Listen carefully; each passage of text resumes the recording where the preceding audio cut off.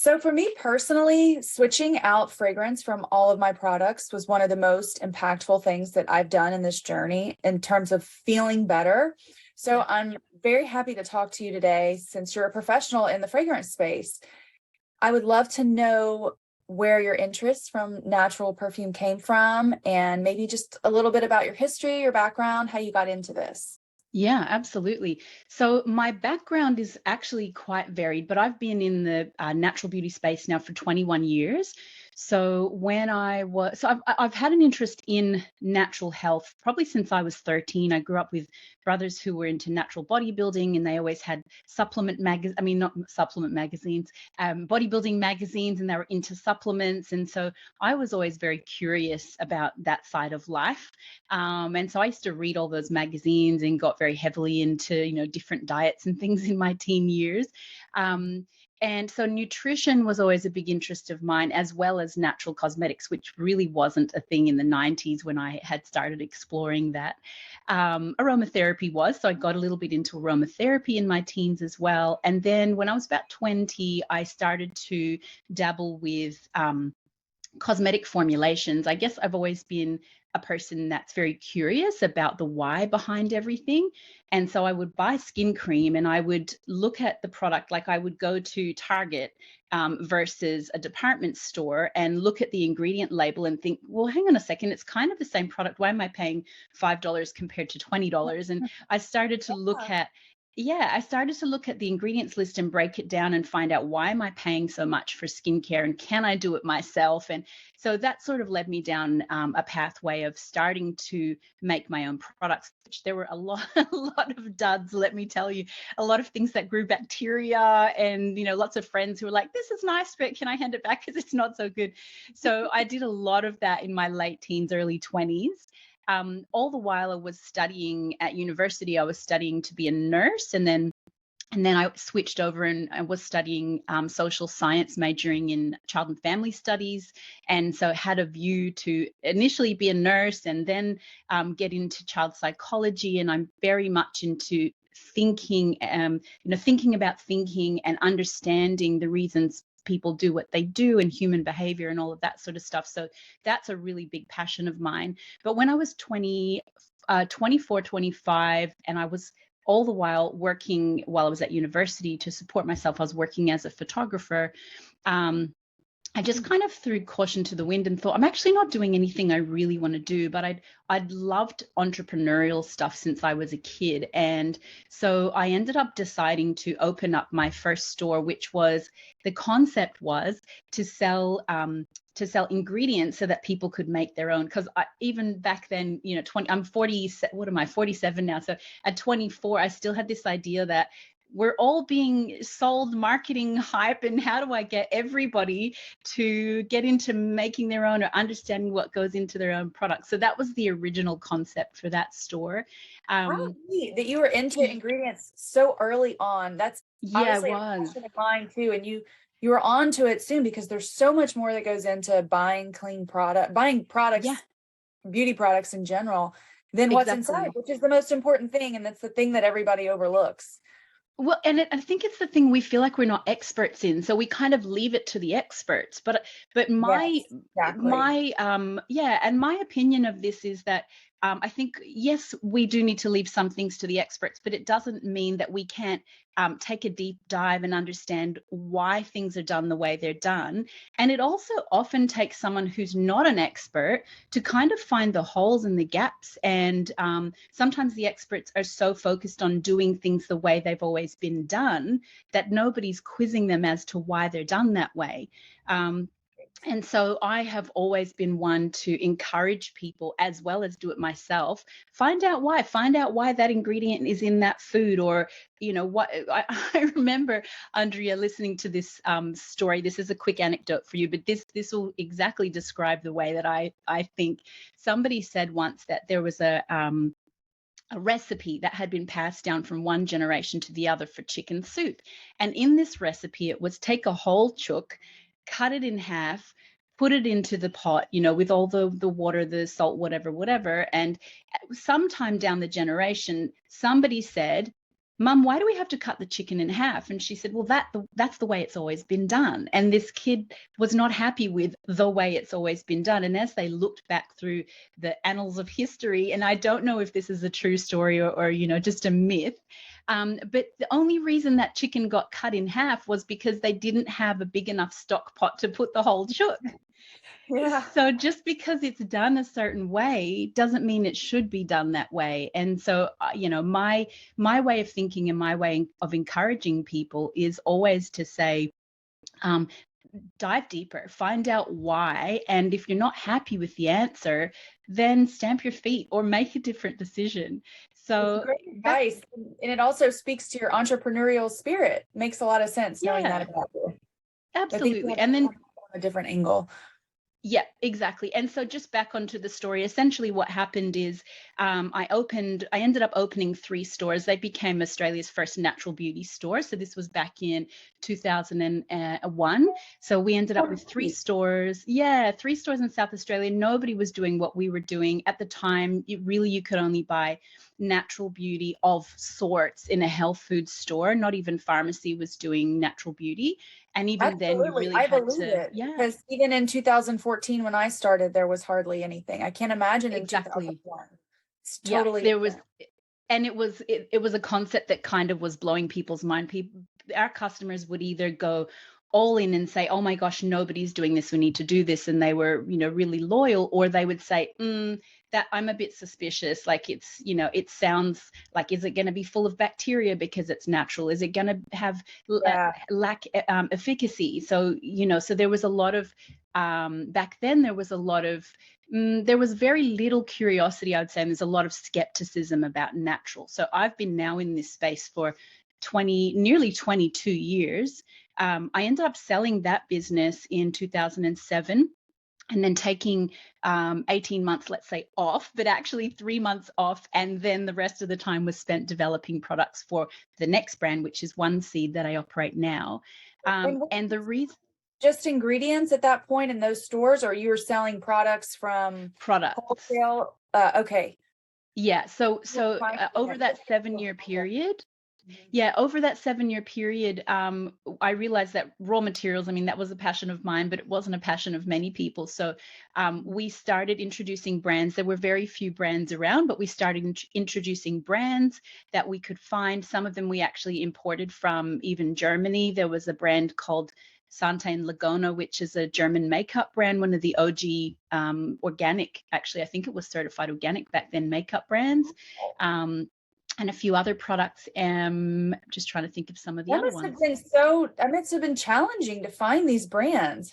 Wow. Massively challenging. Yeah, massively challenging. So there was a very small range of brands, Mhm. um, but it made me continue to take a deep dive because we had a very strict a very strict criteria list for what we would and wouldn't allow, and the amount of brands that came to us saying, "Oh, this one will fit your criteria list," and you'd look down the list, and the second ingredient would be sodium, and back then this was the word of the hour, which was sodium lauryl sulfate. Everybody was then Yeah. trying to avoid that one ingredient. Yeah. But it would have sodium lauryl sulfate, but in brackets it would say coconut derived.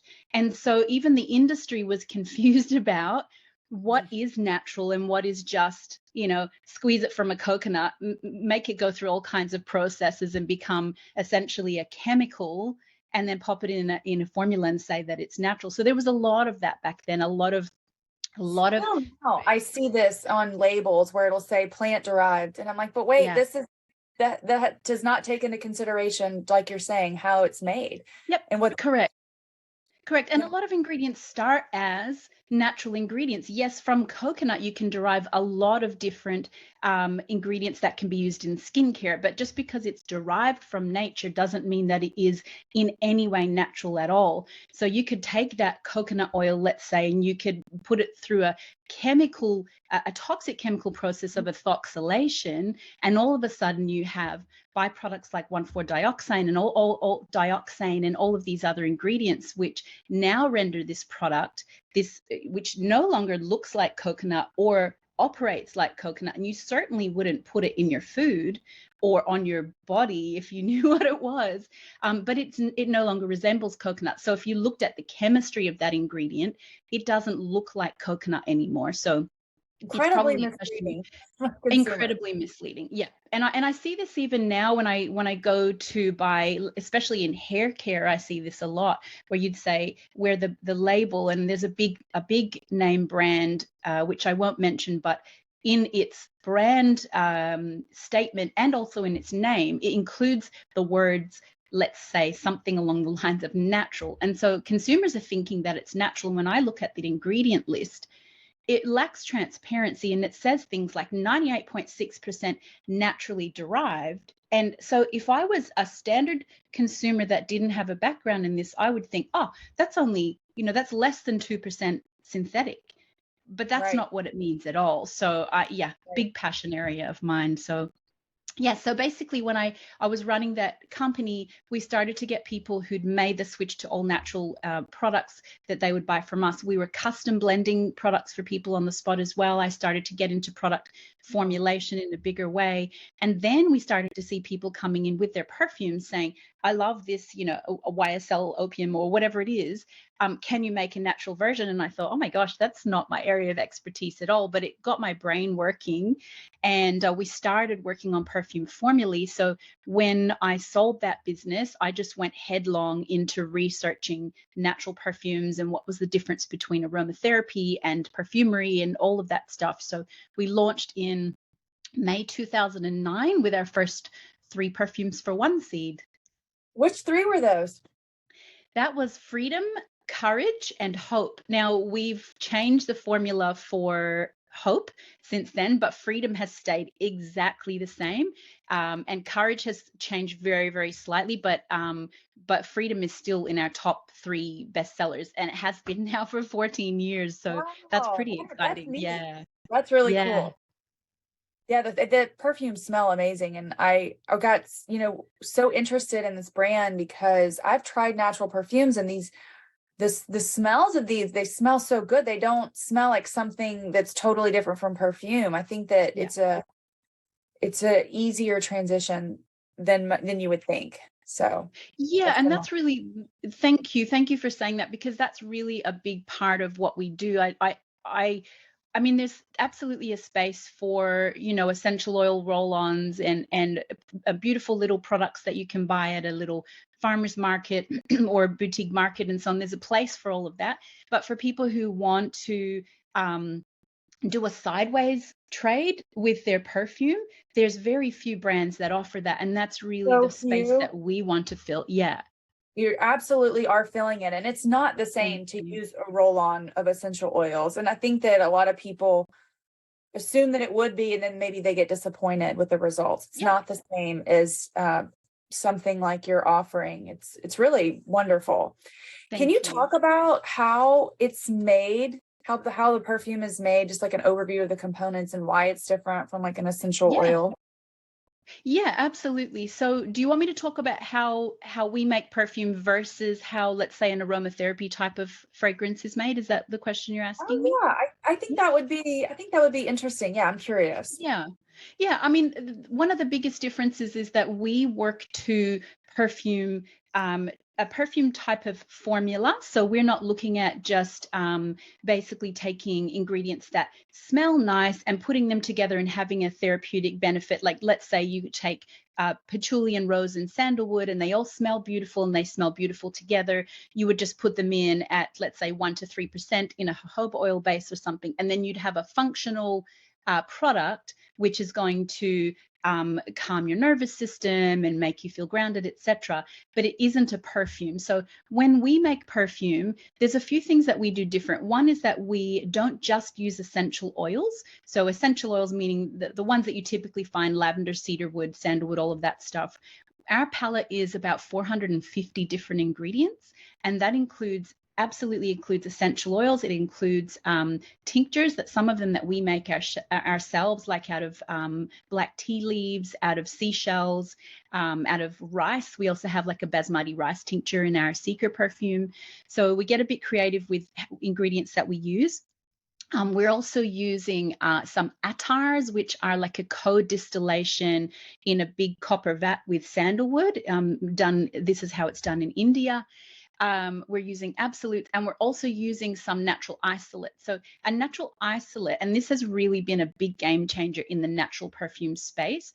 A natural isolate is when you take, let's say, a whole ingredient like rose absolute, for example. Now, people often think that when you take rose, you've got basically one single ingredient. But in rose itself, there's about 400 natural chemicals that we know of that go in to make up the smell of rose.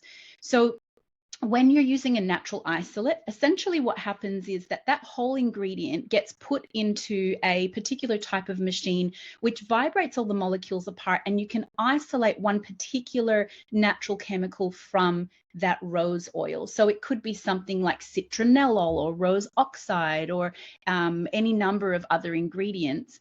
When you extract that particular ingredient, you can then use that, what's called a natural isolate, to extend a particular note in a fragrance. So a really good example of this is vanillin, which can be derived from cloves, for example, or a bunch of other ingredients. Often it's derived from cloves, and vanillin smells like candy-ish, mama cooking in the kitchen type of vanilla. And you can't really get that longevity from another type of natural ingredient, of natural whole ingredient, that you can get from vanillin as a natural isolate. So that will then make a vanilla type of perfume really last for 7 to 8 hours, when if you just use the whole essential oil or the CO2 extract, you may only get 3 to 4 hours out of it. So we can help increase longevity by using some of those ingredients. So part of what we Right. do is, yeah, Because part of I it know is to do with, essential oils, if you put them on, they dissipate pretty quickly. I mean, you'll get they a little do. bit of it out, but they Yep. go into the air and you don't smell them much longer. Exactly. And part of that is to do with the person who's formulating, knowing how ingredients will lock together. So it's understanding the natural relationship between extracts, but also how does that extract evolve on somebody's skin, and how do you take two or three or seven or 23 ingredients and lock them together in a way that produces this beautiful extended dry down and a little bit more of a story. So that's one of the really big differences too between essential oil roll-ons and naturals. And then we also age our perfumes as well. So we age our initial compound, which is the mixture of natural whole ingredients. We age that for 2 to 4 weeks, and then we add that to a base of organic ethanol or alcohol that comes from the organic industry, sugarcane industry, and then that, yeah, and then that blend is macerated for 4 to 6 weeks as well. So the whole process takes about 10 weeks. It's very thorough, it's very thought through, it's very deliberate, and it requires aging in order to produce a beautiful product, much like the wine industry. Wow. Oh, yeah. That's really interesting. So there's a lot. This can't be made on the spot, which just kind of No. leads me to one of my other questions is why are our companies not doing this? And maybe that's the reason, because so much effort and time and preparation goes into this process. Would you say, is there other reasons? Is it just a lot There's a cheaper few to do it reasons. synthetic? Yeah, it's a lot cheaper. I mean, yes, absolutely. A lot of the bigger companies are no longer aging their products, or if they're aging them, they're aging them with machinery, and they may age them for, a few days or a week, and then they're sending them out. Most of the products that you would find at your pharmacy or at your department store are mass market produced. So they might produce, 1 million units, a year or a couple of months or whatever, and they're going out to the world. So they don't have the time to let these things age. I think a perfume as a whole, aside from a lot of the niche brands that are coming up, but perfume as a whole has lost its artistic side and its craftsmanship. So we as consumers, we're so with, I guess, with the typical Western consumer mindset, we so drive demand for these products because we consume so many. So it actually means that at the other end, manufacturers don't take the time like they used to in the old days, 100 years ago when perfumery was a craft. So it's absolutely about demand for products, so they're meeting, demand quickly. It's also about cost. So the cost of producing a natural perfume is anywhere from 5 to 20 times the cost of a synthetic perfume. And when I say that, people often think, oh, but not my perfume, because I spend $400 on my whatever it is, and we're so precious about our perfumes. But I have to drop a bombshell, Andrea, and tell you that the cost of producing any perfume, any synthetic perfume, whether you spend $20 on it or 400, is between $2 to $3 a bottle. $2 to $3. So if you're paying 400, chances are what you're paying for is mostly marketing, the name, the reputation, obviously the cogs that turn the company. That's, even we have to Right. pay for that as well, staff and overheads, etc. But that's a massive, massive, huge markup for a product that feels, Massive. yeah. And we're so precious about our perfumes, and for good reason. But when you stop and think that basically what you've got is $2 or $3 worth of ingredients that may not be well thought through in terms of their effect on your health and well-being, but you're forking out 400, it starts to make you think, where do I really want to put my money? What are my values? And am I happy to spend that money on something that may not even be taking care of me? Yes, that's a great point. And I've gotten to this place where when I come across a brand that's so heavily marketed, especially now with social media, when you start to get flooded with ads, and it's almost a turn off for me immediately, because I know that's where most of the money is going. And you start to think, Yeah, yeah, what's what's going into the quality of product? There's less to go yeah, for that if all the capital is being spent on yeah, the marketing. Whew. exactly. And I came to I my told mind, you I'll do deep dives into everything. I warned you. yeah, I like it. I love it. You talked about aging. What does that mean exactly, to age it? Does Yeah, that just make the smell come together, or what does it do? yeah, much like the wine industry, there's a lot of things that happen in the aging process that we don't govern. Like, time governs that process. Some of it is Okay. unpredictable. So when a perfume sits there and you've got an amalgamation of ingredients, let's say for natural, it could be up to 25 ingredients. It might be anywhere from 6 to 25 ingredients. Those ingredients, as they sit there, they start to mesh together, and then as they're macerated in the alcohol, you also get an absorption into the alcohol. But what often happens is, as those ingredients sit there, they can form new bonds. So if you have one ingredient, let's say, let's, for lack of a better explanation, let's say it looks like this from a chemistry, where's my hand, a chemistry point of view, and you have another one that looks like this. When you sit them together, you may end up having this one that locks with this, and then these arms blend with something else. And so you can produce effects in a perfume with the aging process that are unexpected and unpredictable as things lock and move together, which is a really beautiful thing. But also from a production point of view, we have to I suppose, give that time before we ever make that fragrance commercial, to know how these things are going to age, and what are the after effects of aging. Um, the other Right. thing, so from a chemistry point of view, what is also happening is that you're getting, all molecules are in motion. So even, the table that I'm sitting at, all these molecules are in motion. So when you have essential oils, extracts, etc., and ethanol, everything is vibrating. As they sit there, they actually start to vibrate closer together until they're essentially rubbing up on each other. And in that process, what you get is a smoother kind of formula. So if you first smelt it when we made it, it would smell clunky, like walking down steps.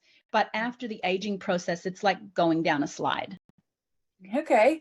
Yeah. Sort of like how my soup will taste better 2 or 3 days later. Yeah, exactly. Exactly right. Yeah. When all the ingredients can mesh together. Yeah, Makes sense. exactly. Yeah. And so, um, can you talk a little bit about the dangers, the concerns with traditional perfumes, and Yeah. why you really should write that off? Yeah, and I'm always really I guess, careful not to tell people to write it off. I think everybody's in their own journey with all of this stuff, and fragrance is one of those things that we do. Once we're onto a fragrance, we feel it's such a personal thing. I think people have to untangle that in their own time, which is, I think, why we can be converted to everything else, natural and organic and chemical. Let's say chemical free. That's such a funny word, but we can convert everything else, and yet we still might wear our commercial perfume because it speaks to us on an emotional level because of the way that it actually hits our olfactory system. And we can talk about that later if you like.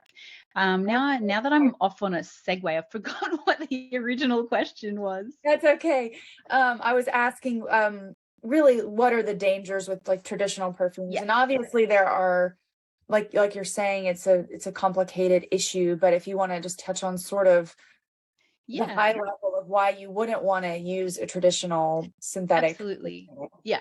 And to be honest, it's not really a complicated issue. I think the complication is more like when we're ready to make the switch or not. But there's some tangible, hardcore evidence about synthetic fragrance. And one of the big, big, big red light, massive flags is about hormone disruption. Now, these are not ideas that may or may not be proven. These are actually proven ideas. And a big culprit of this is phthalates. And I know there's now quite a few perfumes are saying that they're phthalate free. I haven't investigated what that means yet because, much like the whole BPA debate, when people started going, oh, now our plastic is BPA free, but now they're using BPS or some other bisphenol instead. I haven't investigated yet what a phthalate free fragrance actually is using instead of phthalates. But phthalates are a massive, massive culprit in the perfume space. A phthalate is essentially a liquid plastic, and phthalates are hormone disruptors. So, what they actually do is they can go and mimic estrogen and affect receptor sites where estrogen should be. They can actually displace estrogen, cause an estrogen overload. And we're seeing the effects of phthalates in fragrance. And when I say fragrance, I mean across the board, everything from your laundry detergent through to candles, room sprays, personal perfumes, the whole thing. Phthalates are ubiquitous, especially in this industry. So phthalates have been known to cause many, many effects on our hormones, including precocious puberty, which is where girls at 8, 9, 10 are already going through puberty. And in my generation, it was like 12, 13 was the standard, but we've dropped back to 8, 9 kind of as a standard in one or two generations. That's too Wow. fast for Oh, it to it's not be scary. environmental. It's so Absolutely. scary. I It read is. this book called Countdown. Actually, in the Switch Natural Book Club, we read it, and a big part of the author's work, Dr. Shanna Swan, is with phthalates, and Yes. it's mind blowing. There's so much evidence with There's phthalate. so much evidence. I think the thing is when people are looking for evidence, the problem is when you come up with let's say a questionable chemical. And Mhm. that's the similar thing happened with smoking. I mean, it took 25 years from when they knew that cigarette smoke was causing cancer to 1980 when the World Health Organization actually said it was causing cancer. But we knew this from the 60s and from the 60s, in fact, from the 50s. So I don't rely on, okay, the data is now settled. I'm like, if there's smoke, there's probably fire. So I always do a deep dive there. But with I'm phthalates, with you. I've even seen it happen in the shorter time that I've been looking at ingredients. Some of the yeah, ingredients that I was flagging in the beginning, people weren't really worried about. yeah. And now suddenly more and more studies come out. And so you really do want to err on the side of caution because I haven't seen it go the other way. I haven't been warned of Yeah, anything and then it gets cleared. It always goes the other way. it almost never gets cleared. Almost never ever. I can't think of an issue that's been flagged in terms of chemistry, and then they've gone, "Oh, no, false alarm, it's actually fine." Yeah. Um, yeah, it's crazy. But phthalates is one of those things that, like, we're seeing now, and I was listening to a podcast about this the other day, and I can't remember the statistic, but we're seeing such a dramatic increase in, especially male infertility and problems around the male reproductive system in one single generation. And I believe the drop is something like a 30% reduction in fertility in the last 25 years. So people are saying, oh, it's genetic, la, la, la, but genetics don't work that fast. Genetics work over multiple generations and you see a slide. Whereas when you see a massive drop like that, you have to start looking at environmental things. We know that phthalates being so ubiquitous, they're just everywhere and they're in almost all the products we use. One being that, phthalates, most products we use are also scented, but phthalates are in so many things. But if you look at phthalate exposure on critical points in development, the most critical things for people to be aware of is when you're pregnant or trying to conceive, or when that child, especially that male child, is in puberty. These are the most critical windows for the impact of chemicals like phthalates and other endocrine disruptors to actually disrupt our well-being and our ability to reproduce well, or our ability to maintain a good homeostasis in terms of what our hormones are doing. So if people are thinking, I'm not sure that I'm ready to give up my phthalate, my products that might include phthalates, if nothing else, at least pull them out completely while you're pregnant, breastfeeding, and also when your kids, and I know this is a really hard one to do because they hit Yeah. 11, 12, 13, and they're there with all the body What sprays, is the body $4. sprays? That's exactly what came to my mind as you were talking, Yep. is the body sprays. And the thing with phthalates and fragrance, and I know we can talk about this more too, is that you're not going to see phthalate on an ingredient list for fragrance No. because fragrance is hardly ever going to have an ingredient list. I mean, That's right. And some- phthalates are often an additive in something else. So you will, on occasion, you'll see DEP listed. It'll just say DEP, but not usually. How usually a phthalate is inserted, a very common way a phthalate is inserted into a fragrance is that it becomes part of the ethanol. So somebody could just put on their oh, label. interesting. Yeah, so phthalate, diethyl phthalate specifically is the most common additive to ethanol to render it denatured. So denaturing is basically where we take ethanol, which if you drank it, even if it's natural ethanol, it's you don't want to drink 99.7% alcohol because that will kill you and damage your liver, kidneys, etc. So in order to overcome that health problem, the alcohol needs to be denatured. So by law, you have to denature alcohol. So what you'll see on a label is alcohol in brackets denat or denatured, or it may not even say See it anything. all It the may time. just say alcohol. Yeah, you see it all Right. the time. So if it's a denatured alcohol, 99.999% of the time, it's going to include diethyl phthalate, but you will not see that on the label. So you're spot on when you say you're Whoa. looking at the label, where is it? It's in there, but at up to 50% of the ingredients don't have to be listed when it comes to fragrance. There's Is massive there a loopholes. way that they can denature the ethanol without Yeah. phthalates? Yeah, that's what we do. So with our Okay. perfumes, in fact, what we do is we buy in the 99.7% ethanol, and then that ethanol, by adding essential oils and natural extracts, is then denatured. I Denaturing only means that it's denaturing also it is, I suppose, called debittering. So when you're adding a debittering agent, basically what you're saying is if somebody picked that up and took a sip, they're going to spit it out because it's going to be so bitter. And I don't know if you've ever tried essential oils on your tongue, but they're super bitter. So if you add essential oils or natural extracts to an ethanol, you're not going to want to drink that. It's so strong and so bitter. So that still means that we are denaturing the ethanol, but we're not buying it in denatured. So if somebody was to buy in perfumer's alcohol, it's labeled perfumer's alcohol, that's always going to be denatured, almost always with diethyl phthalate.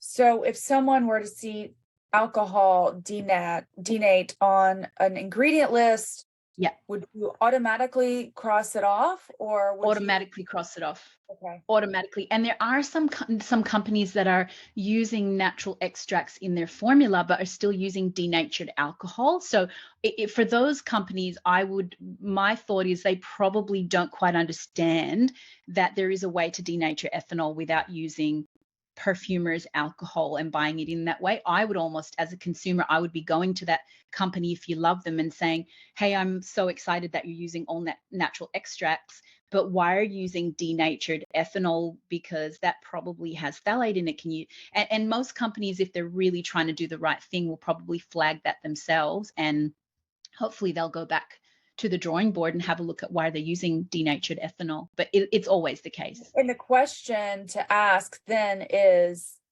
if you wanted to take it a bit further, you would say, how is your ethanol denatured? Absolutely. Yes. Even if the product says phthalate free, they need to go to their Yes. supplier and figure out how the alcohol is being denatured and make sure that it's not being denatured with phthalate. Is that Exactly, correct? because they may not even be getting the right information. So keep in mind too, Andrea, there are no rules around what you can say on packaging. It seems mind-boggling, right? But I could literally come up with a product today and say that it has no carrots in it or whatever it is. It doesn't matter what it is. And I could still put carrots in it. Nobody is going to hold me to account for that. So when somebody says phthalate free, okay, they're saying phthalate free, but is there phthalate in the ingredients that they're buying in the raw materials, in the ethanol, etc.? They may not be adding phthalates, but Right. are there phthalates, behind the scenes, are there Yeah, phthalates? that's an interesting point. Like, I wonder in the US, because I know like the FTC has certain rules around, or they can enforce it. Like, would companies be putting themselves at risk? I don't know if it's the same in Australia. Like, they Absolutely. actually could get in trouble, They but the could, likelihood but of they don't. right, the likelihood of it Yeah. getting enforced is nil.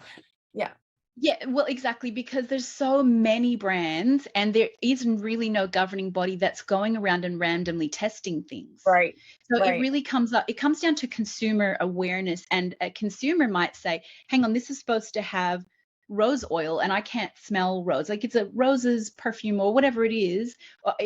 That's probably not a good example. But let's say when it's something that you buy specifically for that particular effect, whether it's phthalate free or it contains 24 karat gold 24 karat gold flakes to help with aging or something. It really takes a consumer to go to Consumer and Business Affairs and flag this product and say, we've lab tested it, or I've felt it, or whatever, and I'm sure that it doesn't have XYZ. So until that happens, really products can get away with marketing things however they want. And I know in Australia, for example, the laws around the size of the font are way more strict than they are to do with the ingredients that you can and can't use in a formula. Mm. It reminds me of the talc asbestos issue. Yeah, you know, Powders are saying they're asbestos free talc, but you can't ensure that talc is asbestos free because it depends on the lot and the particular, correct. every product is going to be different. And so, yeah, it's confusing, but it's very It's interesting to learn about confusing. this alcohol denat. And I think that's something that is a good, just solid tip for people to look for that. So Yeah. I'm happy to offer that. Thank you for sharing it. Yeah, you're welcome. Yeah, that's helpful. And so, one of the things, or I guess before we move away from that, are there any other, we really talked about focused on phthalates. Is there something else that you think is important for people to know that's in a lot of perfume or most perfume? Yeah, I think for the people who follow what you do, which is so, so valuable, I think the two biggest things to be aware of is the effect that fragrance can have on your hormones.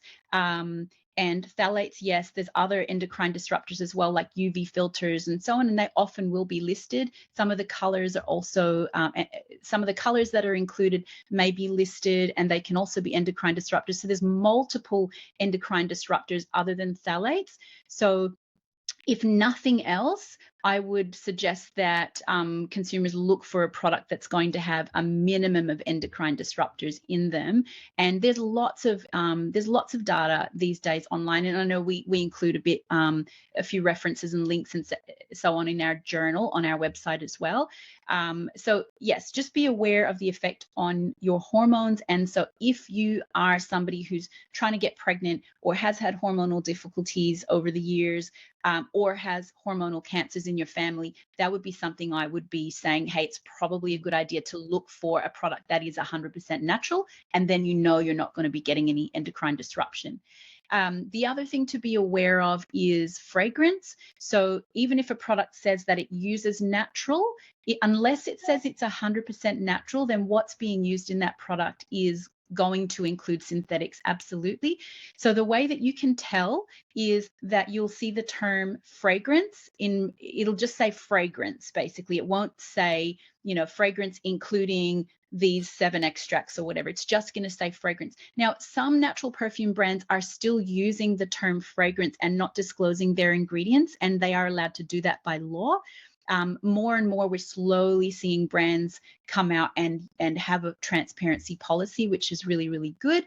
But if you're looking to avoid synthetics and things that will interfere with your hormones and your well-being generally overall, then you will want to avoid things that have those endocrine disrupting chemicals like the phthalates, the denatured alcohol, the UV filters, as well as anything that just says fragrance and doesn't actually disclose what exactly is in that product.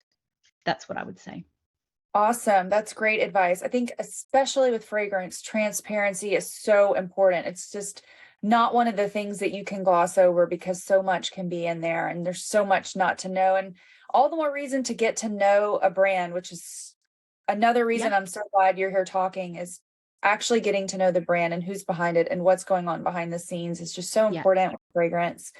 Another thing that comes up from time to time is, not all natural, some people will say not all natural ingredients are safe. Yeah. I'd love to know what you think about that, particularly with fragrance. I mean, when I think about, there's a few exceptions. For example, in makeup, certain synthetics actually might be safer than natural. Mm-hmm. And then in terms of fragrances and essential oils, you'll hear that lavender is an endocrine disruptor, or I mean, these sort of outrageous claims. Yeah. Can you talk about that some more and whether Yeah.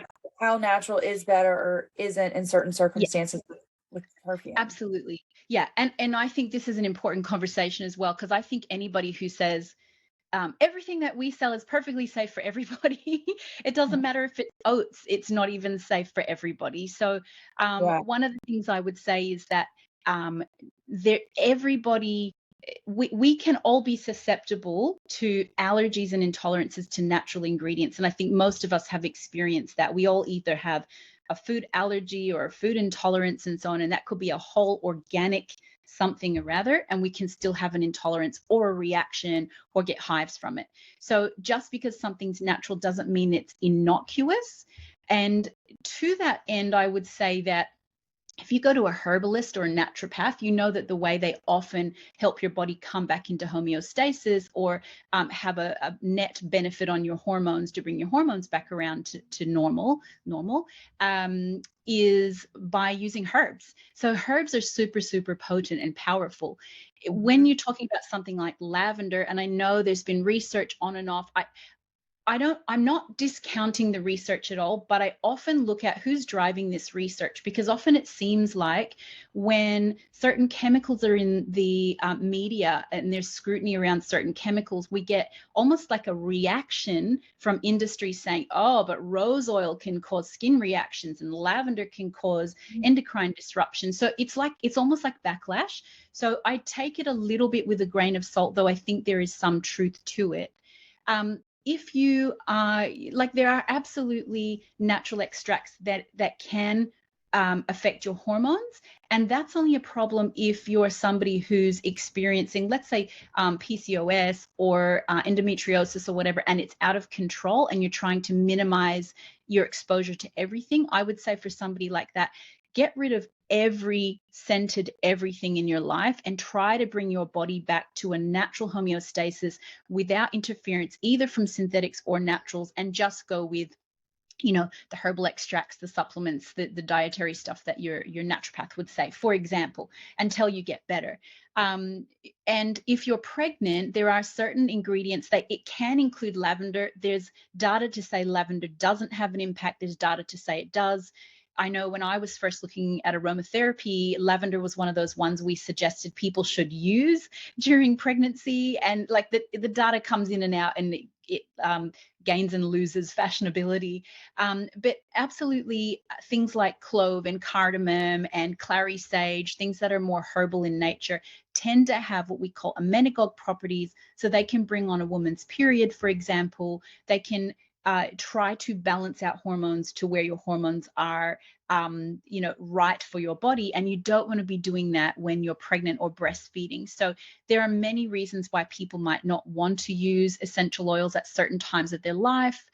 Also, if you are someone who has multiple chemical sensitivity, and this is where your body's already reached the tipping point and it's so far gone and so reactive to everything that even naturals are untenable for somebody in that situation. So again, just because it's natural doesn't mean it's going to be beneficial for your body. So that's what I'd say about naturals. But on the other hand, if you're looking at exposure to synthetics, from a fragrance point of view, synthetic fragrances are always going to have a much more marked um, uh, effect on your body and on your. Generally, what we see, if we see a natural perfume that somebody has a reaction to, and for our brand, we've been around for 14 years, we've had less than a dozen reactions and we document them all. So what we've seen is skin allergies. We've never seen headaches, migraines, fatigue, brain fog, all of the other things that you Yes. can get And with that's such synthetics. an important point because Yeah, there's so much data, like you mentioned before, on phthalates and these things, but fragrance is one of those. I can just, if I knew nothing and yeah, all I did was follow the way that I felt, it's night and day from using a fragrance, synthetically fragrance product to using nothing or a naturally fragrance product. I mean, I can feel the difference. I don't even yeah, need the data. And I think that same. um that just speaks volumes. And plus, like one of the things with naturals that came to mind is just the record of time that we've had of experience of thousands of years of people using them, and then Yeah, just your experience 14 years and having so few yeah, reactions, then compared to the headache that I get immediately when I smell synthetic yes. fragrance. There's like a common sense element to this too. Yeah, absolutely. And I think, when you look at the data and you see that about 33% of us are having marked obvious reactions to synthetic perfume. Like you say, if you knew nothing else, you know that when you walk through a department store or you're having coffee with your friend who's just doused themselves in their favorite synthetic perfume, you feel brain foggy, you feel fatigued, your heart races, you get anxiety, your nose hurts, you taste metal. Like all of these effects they're anecdotal, but they're real. So whether you know the data or not, 33% of us are reporting having negative experiences around synthetic fragrance, to the point where in the UK, synthetic fragrance reaction has actually become a legal disability. You can actually claim a disability pension. I don't know all the ins and outs Right. of that one, but it's actually a diagnosable condition now. So Wow. people have been known to have to leave their workplace because people in that workplace are using, either diffusers, or they've got plug-in diffusers, or people come doused in perfume, and and certain body types, or you might be on your way to multiple chemical sensitivity, or you might just have a naturally gentler disposition and sensitivity with perfumes. For some people, that is absolutely a debilitating I believe condition, and it. it's not a joke. Often people who suffer from this are embarrassed because they kind of feel like they're weak, or nobody else has this. It's embarrassing, and And I actually it's like think the cigarette numbers, smoke.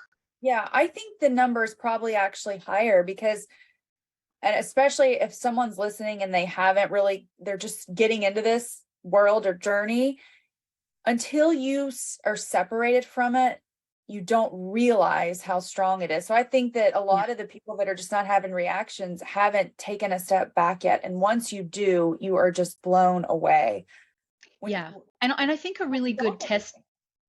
Yeah, and I think a really good test for that, Andrea, is for people to put away, if they're not sure if it's like if you've got symptoms like brain fog, fatigue, even if you're feeling like you're kind of hungover all the time, you've got anxiety, and you're trying all the things and nothing's working, to see if synthetic fragrance in all of its forms is making a difference. The best thing people can do is to take every single scented product in their home, from laundry powder to candles, perfumes, everything, put it in a box, throw it in your shed or away from your house for a month. Go about life as normal, don't use anything synthetic, and then bring it all back, put it all back in its place, start using it as you did a month ago, and journal your reactions. Do you feel any different than what you did a month ago? And I think for 90% of people, as you say, they probably aren't putting two and two together and working out that synthetic fragrance is one of the things that's having a major impact on them.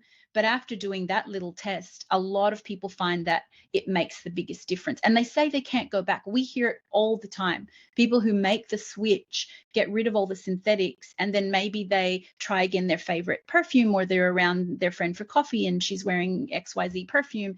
And they're thinking, I can't breathe. I feel Yeah. anxious. I can't go back. I hear it all the time, and Yeah. it's been my experience, and I think almost everyone that's done this feels the same. It's just we're so used to it because Yeah. even baby products are so heavily fragrant. So our entire life we've been in this sort of fragranced atmosphere. Cloud. Yeah, It's a cloud of fragrance everyone's that so surrounds different. us all the time. And we don't even know what normal feels like anymore. You know, so keep in mind, because you feel a certain way and that's your normal, doesn't mean that's how you should be feeling. So just because something's common doesn't mean it's Good normal. point. That's a good point. It's like we've lost our sense of smell, and once you get it back, you're like, wow. I mean, I can't even Different have a world. trash bag in my house. I can't remember why, but I couldn't get the unscented trash bag, and I had to use one that was scented. I think we were traveling, and it was so overwhelming. It's Yeah. just a trash bag. Yeah. Is that one Yeah, more and thing? one of the things I wanna mention quickly here too is, you know, mental health issues are absolutely off the scale now. About 25% of us will suffer from anxiety or depression at some point in our lives, and obviously with COVID and everything, those numbers have really skyrocketed from where they were before. This is I'm a functional nutritionist as well by trade, and this is one of my areas that I love to explore, and I have a lot of clients with mental health issues. But one of the things I would say is for people who are struggling in that particular area to not overlook the synthetics in your world, whether it be fragrance or any number of other chemicals like food additives and so on. Don't overlook that as a possible way to help lift the burden on your body. There's lots of articles and data around how synthetics burden our body so much and interfere with all level of hormones, not just sexual hormones, but hormones that also affect, like, you know, serotonin, dopamine, and all of the feel good chemicals as well. So that would be something I'd like to flag here for people in that situation, to have a deeper look into their whole lifestyle and see what they can remove, which might help. That's a great point. And like you said, it's another burden on your body that's Yeah. pushing you over the limit. And I think it's so easy to overlook. So that's a really great point. Um, I love that you have such a thorough blog with a bunch of posts on things. And something that I read you talked about that I think is important is adjusting your expectations when you're switching to natural products and fragrance. Would you spend some time expanding on that a little bit for everybody? I think it can be Yeah. really helpful. Yeah, absolutely. I think the reason I wrote that article is because I think we, as consumers these days, we have very, very high expectations of the products that we choose. So most of us go into purchasing anything with, you know, the highest expectations. It's got to have XYZ, it can't fail, it can't falter. It also must meet the same standard or whatever of the thing I bought previously. And that's all okay. And the world is so big now with so many products. We can be fussy about what we choose. I think what happens though with um, naturals in a lot of things, but I would also even say, let's have a look at a bag of chips. So if you go to buy a packet of potato chips and it's artificially flavored and flavor enhanced, and your taste buds are exploding and it satisfied so many needs in your body. um, if you compare a bag of potato chips to a tray of whole roasted organic potatoes, it's not the same flavor sensation. You don't get the same level of, hits of chemistry on your body. And yet if we went in and expected a bowl of roast potatoes to taste the same as a bag of potato chips with all of these artificial interferences, we know that would be an unfair expectation. So often what happens is, let's talk specifically in terms of perfume. If I've been using a well-known perfume brand which has a reputation for being long lasting, and every time I wear it, my friends are like, oh, you're wearing that perfume again, that always smells like you, that's your signature scent, blah blah blah. So we go to use this perfume, it's big, it's ballsy, it lasts me for 24 hours. I put it on when I go out, in the morning after I can still smell it and I'm still remembering the night before. So this is how we have come to know fragrance. Now, when we make the switch, what we're often expecting is the same exact effect, but using natural ingredients. But by their very nature, the ingredients don't have the same impact on the airspace. They will naturally break down in the environment. They will wear closer to the skin. There's a whole bunch of characteristics of natural ingredients that aren't the same characteristics of synthetic. But a lot of people think, I'm happy to make the switch as long as I compromise on absolutely nothing. It has to have the same level of performance. It has to still have scent throw so that the hot guy on the other side of the room can smell me as they're looking at me 12 feet away. So, so to go into wanting to make the switch, but saying I'll make the switch, but I won't compromise on, is a philosophy that's a little bit full of holes. Because in any let's say if you want to do teeth whitening, so you could go in and get a teeth bleaching kit and you could whiten your teeth in an hour and go out with white teeth. But if you wanted to do that naturally, it requires a little bit of, it's a process, right? It's going to take a few weeks. It's going to take a month. You're going to see gradual changes. You're not going to end up with bleachy white celebrity teeth. So I think that's where I really wanted to get people to start thinking, is about what are the things that you're happy to compromise on and what are the things that you're not. While I believe that One Seed is doing well in being a sideways switch, so that if you're switching from a well-known beautiful brand that you love and have loved for a decade and you want to switch to naturals, you don't feel like you're trading down, you feel like you're trading sideways. But at the same time, you're not going to get the longevity that you get from synthetic. So you're not going to get 12 hours out of a natural perfume. You're not going to necessarily smell it on your clothes the next day. The color is going to be different. On the airspace of somebody next to you. You don't want 100%. Thank God it's not the same. That's right. I mean, how many it times have out. you been in an elevator and you're like, when was that person in here? Because I can still smell it. Yeah, there's So nobody in there. exactly. So the natural perfumes, it's really about helping people to understand that these are the performance characteristics of natural perfume. So you may need to compromise your sense of what's important to you. If it's important that your scent throw goes 12 feet, well, do you need to lower your expectations? Because generally with natural perfume, it's your personal space that's filled with natural perfume. It's me to maybe 3 feet away at best. So this is what I'm talking about when I say adjusting your expectations when you're making the switch. I think that's great. And what I love about it too is I can do one spritz if I don't want anybody else to smell it but me. If I want it to be stronger, you can kind of layer it, wouldn't you say? Absolutely, absolutely. And you can also put it in your hair. I mean, if I'm going out and I want people to smell me, I will wear it on my pulse points, because you obviously get heat radiating, and so you get a natural, beautiful Okay. scent throw. But if I want it to radiate further, I'll put a little spritz in my hair. So number one, you have heat radiating. Number two, as you're moving, you get a little bit of a waft. So there are absolutely ways to increase it, but you're not going to throw 12 feet across the room. And honestly, like you, I say, thank God for that. I don't want to smell you from 12 feet. If I want to Yeah. smell you, I'll come in and I'll give you a hug. Right. Otherwise, don't let me smell you. And reapplying, I mean, especially with something as easy that's a spray is Yeah. not it really is no big deal. I think we just Yep. get, like you said, used to it being a certain way. It kind of reminds me too of of like what people refer to as fake food or really processed food that are Yes, completely chemically engineered to make you crave them. Whereas with like a exactly. whole a meal that's made of whole delicious food, you're not going to have that crazy craving like if you're a slave Exactly. to it. Yeah.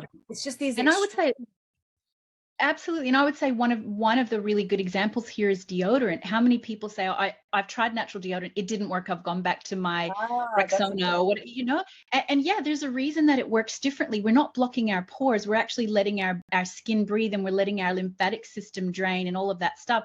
But there's a compromise. You have to expect that you're gonna have to reapply. You can't go 12 hours with a natural roll on during the morning and then go to Pilates at night and think you're not going to smell. You are. But the compromise is not on your wellness. Then the compromise is, I know it doesn't perform to the same standard. I understand why. Therefore, I just need to put it in my bag and apply every 6 hours. But Yeah. it's deciding what things are you prepared to compromise on and what are you not prepared to compromise on. I think it's such a good point. I love the way you explained it. And I think it goes just for the lifestyle in general. And that's why I'm always encouraging people to just take small steps because Yeah, it's so much more manageable. And you realize it sounds like a big concession, but it's really not. It's just we've gotten accustomed to it the opposite way. And so I love that message. exactly. I think that's really Yeah. great. Um, in the very beginning, you talked about why we get attached to like certain smells, the feelings that they evoke. And I know that a lot of thought goes into how you make your blends. Do you want to talk a little bit more about that? Yeah, about people's emotional attachment to scent, particularly. Yes.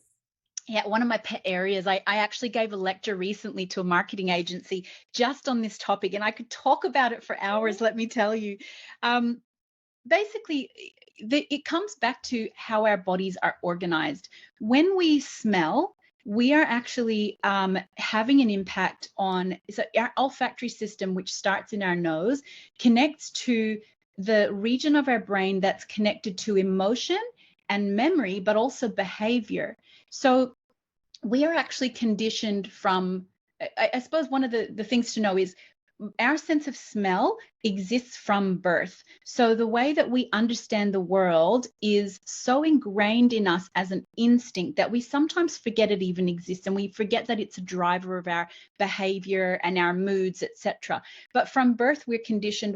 We know the smell of our mothers because this data, I mean, this just blows my mind. I wish I could do a research project on this, but the smells that our bodies are bathed in amniotic fluid that actually smells like our mother's skin microbiome. Can you believe that? So Oh, that that's amniotic fluid, it's amazing. yeah. So that's why when a baby comes out, it actually instinctively goes towards its mother. It knows the smell. So we're conditioned from birth to be driven by smell, to be driven to places of safety by smell, and to retract from places that are unsafe because of our sense of smell. Like if we smell rotting food and it makes us, retract, like you open the carton of milk and it's sour, or you smell smoke and you think, where's the danger? But the same thing happens with positive memories and things that happen in our life. Everything tends to be linked to our sense of smell because of the way that smell is processed in our brain. So if your mother wore Chanel No. 5, for example, and she was kind and caring and nurturing, almost guarantee you that you're going to have this unexplainable, virtually visceral reaction to Chanel No. 5, because to you it feels like nurture and comfort and all of the beautiful things. So if I say to somebody, the perfume that you're wearing that your mother used to wear is actually full of chemistry that's affecting your well-being in a negative way, they're going to be super defensive, because to them that smell is all about nurture, and there's no way that it could be not good for them. So we become very, very attached to the things that we smell that have relationship to something positive in our world, and this is why people find it often hard to make the switch. And we often choose perfumes based on times of our life. It could be a graduation, or it's a wedding, or it's a new baby, or it's something. So we make ourselves really connected to emotion by scent, but also because of the way that scent is processed in our body, it drives our sense of emotion, our sense of connection, our memory, but also our behavior. So, slightly offside from this emotional memory center of our brain is our behavior center. So, when we smell something, it makes us feel a certain way. It also makes us impulsively behave a certain way. So, when you understand the physiological mechanisms behind smell, you understand why people get super, super attached to things that smell a certain way. It also tells you why somebody will love, let's say, let's use a case in point, Chanel number 5. Maybe your mother was a horrible woman and she was super strict and you didn't feel loved by her. You're not going to love that smell. So the same smell can have an opposite visceral instinctive reaction on two different bodies because of the way we relate to the fragrance.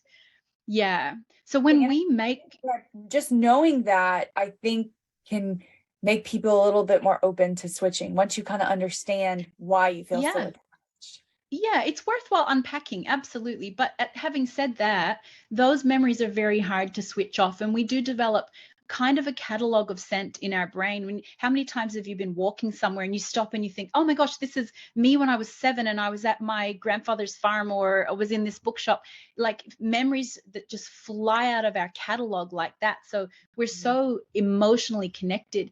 And that's one of the reasons too that I think when I develop a formula for a new perfume, I'm so driven by the emotion behind that. So all of our perfumes are really like a story that connects to emotion. And we do get that feedback from customers all the time, that it's not just, oh, I like the smell of hope, or seeker, or whatever.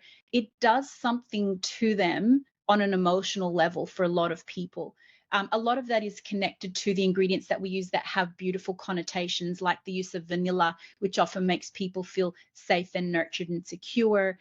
Some of them are aromatherapeutic benefits, like, for example, if we were to use sandalwood, and we know that that will decrease heart rate and respiratory rate, etc. So it can actually physiologically make you feel calmer, more That's so subdued, more interesting. connected. Yeah. Yeah, absolutely. Yeah, and then we name them accordingly as well. So when you wear a perfume like Dreamer, not only is it formulated to kind of feel wistful, but also with a word like dreamer, people often relate to the poetry behind that as well. So a lot of thought goes into the naming and the formulations. Absolutely. It's art, it's an art form all around. Yeah, it is. Yeah, and very deliberate.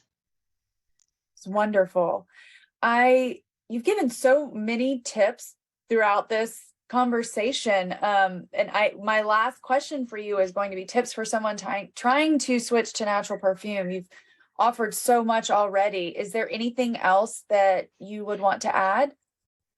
Yeah, I would say just know what you know, but don't feel like you have to go the whole switch. And this would be for everything. You don't have to throw out the baby with the bathwater, so to speak. But I think my tips for, if you're ready to make the switch and you're saying, okay, I'm just ready to get rid of everything, or I'm going to slowly get rid of everything and introduce natural perfume. The things you want to look out for is um, clear statements by the company that you're wanting to go with. So statements around what they use, what they don't use. Are they 100% natural? Are they committed to the process? Whatever the thing that your values are, sustainability, whatever it is. But if it's natural, that brand should say 100% natural, or it might say 86.7% natural. But you want to look for transparency statements, first of all. Secondly, know that there are some things that don't exist in nature, and this is a little bit harder because people aren't necessarily going to know. But I commonly, when we have people saying, can you make us a perfume that smells like peonies? But peonies, the smell of peonies might be beautiful, but you can't find that in a natural extract. So sometimes it's just knowing what is actually marketing, and like it might just be marketing words. There's a big difference between notes and ingredients. So that's a second thing to know, notes versus ingredients. And we've got some articles about that if people want to dig deeper. The third thing is color. If the I get that whole all the range, Yeah. what was that one, Andrea? I get that a lot. People will say, they will list me the notes, and it's not actually ingredients. It's just the notes. Exactly. No, notes is like poetry. So notes is like, if I can tell you a beautiful story about something, but then you go back to the facts and it might be slightly different. So notes is simply marketing terminology. It's things that you might detect in the smell, but it doesn't necessarily mean it's the ingredients. So you need to know the difference. So you really want to look at the ingredients panel. The third thing I would say is that if the whole range of perfumes is completely clear or is unnatural colors like bright pink, for example, or bright blue, then I would look very carefully if the product is, if they're saying it's natural, and most likely what you'll get these days is people saying clean, and clean has kind of become interchangeable for natural, but it's not the same thing. So that's really important to know.